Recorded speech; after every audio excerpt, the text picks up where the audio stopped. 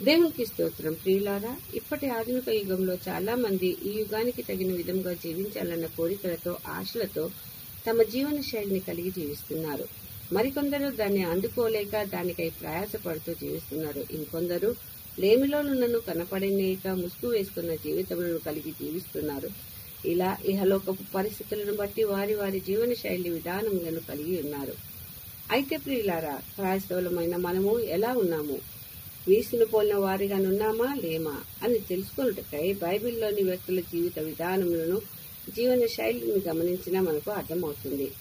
అయితే ప్రియులారా, వారు అప్పటి వారు ఇప్పటి యుగానికి ఎలా సరిపోతుందని అనుకోకండి. ఎందుకంటే దేవుడు మన నుండి ఆశించే విధానము, జీవన శైలి అప్పుడైనను, ఇప్పుడైనను, మరి ఎప్పుడైనను ఒకటిగానే ఉన్నది. దాన్ని 3 విధాలుగా మనము చూసుకొనవచ్చును. మొదటిగా లైఫ్ ఆఫ్ టెస్ట్, పరీక్షలతో కూడిన జీవితంను కలిగి ఉంటాము. రెండవదిగా లైఫ్ ఆఫ్ ఫెయిత్, విశ్వాసంతో కూడిన జీవితము. మూడవదిగా లైఫ్ ఆఫ్ అసెస్మెంట్, అంచనాతో లేక తీర్పులతో కూడిన జీవితము. ఇలాంటి జీవితాలను అప్పుడే కాదు, ఇప్పుడు కూడా మన జీవితంలో జరుగుతూ ఉన్నది. దాన్ని బట్టి మన జీవితము అసెస్మెంట్ చేయగలుగుతున్నాము. అంటే మన యొక్క జీవిత విధానంలో మనము అంచనా వేసుకుంటే మనము పరలోకమునకు వెళ్తున్నామా, లేక దేవుడితో మనము ఆయన యొక్క తోడును కలిగి జీవిస్తున్నామా, ఆయన మార్గములు నడుస్తున్నామా అన్నది తెలుస్తుంది. దాన్ని బట్టి మనము పరలోకమునకు వెళ్తున్నామా లేక నరకముకు వెళ్తున్నామా అన్నది మనము తెలుసుకోగలుగుతాము, అంచనా వేయగలుగుతారు.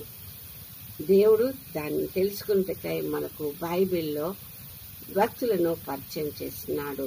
ఉదాహరణకు మనము అబ్రహాము తీసుకున్నట్లయితే తన ఇంటి వారిని, తన దేశమును వదిలి తనకు తెలియని ప్రదేశములకు, తెలియని ప్రజల మధ్యలోనికి వెళ్లి నివసించమని దేవుడు చెప్పినప్పుడు అతను వినయ విధేయతలను కనపరుస్తూ భయభక్తులతో ఎదురు మాట్లాడక ప్రయాణమైనాడు.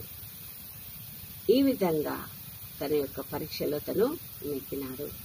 రెండవదిగా అతడి భూభాగమును తన సంతానానికి స్వాస్థ్యముగా ఇచ్చి జనమునకు దాన్ని స్థిరపరుస్తానన్నప్పుడు అప్పటికి తనకు సంతానము లేకున్నను దేవుని మాట యందు నమ్మకం ఉంచాడు, ముందుకు సాగాడు. ఇదే విశ్వాసం ఉంచుట.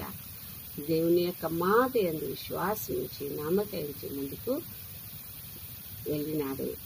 ఇది లైఫ్ ఆఫ్ ఫెయిత్, విశ్వాసంతో కూడిన జీవితము. మూడవదిగా పరాయి దేశంలో నున్నను అక్కడి పరిస్థితులకు తల ఒక్కక వాటికి అనుగుణంగా మారక తన సృష్టికర్త అయిన యెహోవాని స్తుతిస్తూ గణపరుస్తూ ఆయనకే లోబడ్డవాడై తనను తాను తగ్గించుకొని అన్య దేవతల తట్టు తిరగక అక్కడి పరిస్థితులకు ఆకర్షింపబడి మార్గమును తప్పక ఆయన తోడును, కృపలను, కనికరమును కలిగిన వాడై ఆయన కొరకై జీవించినాడు. కాబట్టి ప్రభువు తనకు దయచేస్తానన్న సమస్తమును కలగజేసి ఆయన ఏం చేసినాడు? విశ్వాసులకు తండ్రిగా నిలబెట్టాడు. అవును ప్రియులారా, ఎప్పుడైతే అబ్రహాము దేవుని యొక్క తోడును, కృపలను పొందుకొని ఉన్నాడు, దేవుని యందు విశ్వాసం ఉంచి పరీక్షలలో నెగ్గి తనను తను తగ్గించుకొని దేవునికి లోబడ్డవాడై అతన్ని స్తుతిస్తూ అతని మార్గంలో జీవించినాడు. అతను హెచ్చింపబడ్డాడు. విశ్వాసులకు తండ్రిగా ఇప్పటికీ నిలబెట్టాడు దేవుడు. అలా కాకుండా మరికొందరికి కూడా దేవుడు మనకు పరిచయం చేశాడు బైబిల్ ద్వారా. అబ్రహాంతో పాటు ఉన్నటువంటి తన తమ్ముని కుమారుడైన లోతుని గురించి మనం ఒకసారి గమనించినట్లయితే అతని జీవితం మొత్తము నష్టం పాలైంది. ఎందుకు? అతడు దేవుడి నుంచి దూరమైనాడు. ఆయన భార్య ఉపస్తంభమైపోయింది. కుమార్తెలిద్దరూ తండ్రితో పాపము చేసి నష్టపోయినారు. వారి స్వాస్థ్యమైన సొదొమ కుమార దేవునికి ఇష్టం లేని పనులను చేసి దేవుని నుండి దూరంగా పోయి నష్టపోయింది. అవును ప్రియులారా, దేవుడు మనకు 2 ఉదాహరణలు మన ముందట ఉంచినాడు. మన ఎదుట ఉంచినప్పుడు వాటిలో మనము ఏ విధంగా చేస్తున్నాము, ఏ విధంగా మనం ముందుకు సాగుతున్నామని మనని మనము అంచనా వేసుకొని మనము ముందుకు సాగాలి.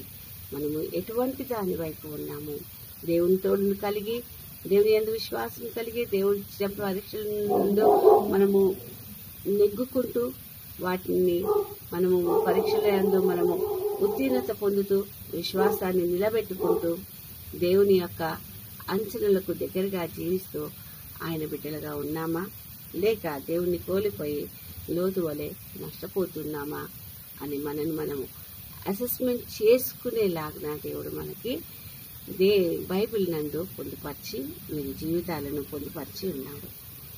కాబట్టి మనం కూడా వాటిని చదువుకొని వాటిని మనకు అన్వయించుకొని మనము దేవుని మార్గంలో నడిచి దేవుని యొక్క తోడును, కృపను, కనికరమును పొందుకొని దేవునికి దగ్గరగా, దేవుని సాక్షిగా, దేవుని మార్గంలో నడుస్తూ ఆయన కృపను పొందుకొని ఆయనతో పాటు మనము పరలోకంలో జీవించుటకు అర్హులము కావటానికి మనం ముందుకు సాగుదాము. ఆ విధంగా నడుచుకో దేవుడు మనకు సహాయము చేయను కాక.